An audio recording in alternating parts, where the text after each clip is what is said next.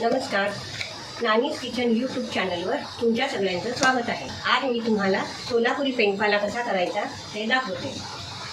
सोलापुरात ह्याला पेंडपाला म्हणतात आणि काही ठिकाणी डाळ कांदा पण म्हणतात। तर मी आता 3 लहान वाट्या तूर डाळ घेतलेली आहे आणि ती शिजत टाकलेली आहे। आता 10 मिनिटं झाले शिजत आलेली आहे डाळ।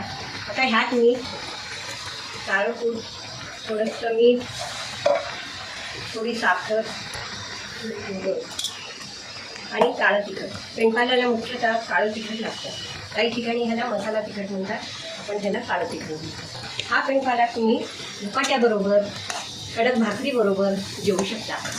आता हे सगळं तिखट, मीठ, थोडीशी चवीपुरती साखर हे सगळं एकजीव करून घेऊ आणि वर तेलाची धार करू। नंतर कांदा घालू। कांदा, कोथिंबीर आणि लसूण। मुख्यतः ह्याला लसणाचा वास, उग्र वास पेंडपाल्याला खूप छान वाटतो। आता कांदा आणि लसूण मी सरसं घालते, त्याच्यावर तेलाची धार करते। हा लसूण, ह्याला तेल जरा जास्त लागतं। तेल जास्त असलं की काळ्या तिखटाचा तिखटपणा जाणवत नाही।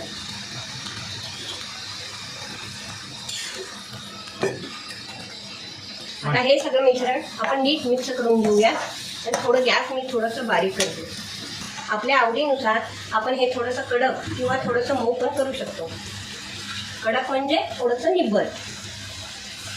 हा बघा झाला तयार पेंडपाला। ह्याच्यात कोथिंबीर तुम्ही किती जास्त घालाल तेवढा पेंडपाला सुंदर लागतो। तर मग आहे ना सोपी पद्धत। तुम्हाला व्हिडिओ आवडला असेल तर लाईक करा आणि अशाच अनेक रेसिपी पाहण्यासाठी चॅनलला सबस्क्राईब करा। हे पहा, आता मी ताटामध्ये सगळं सर्व केलेलं आहे।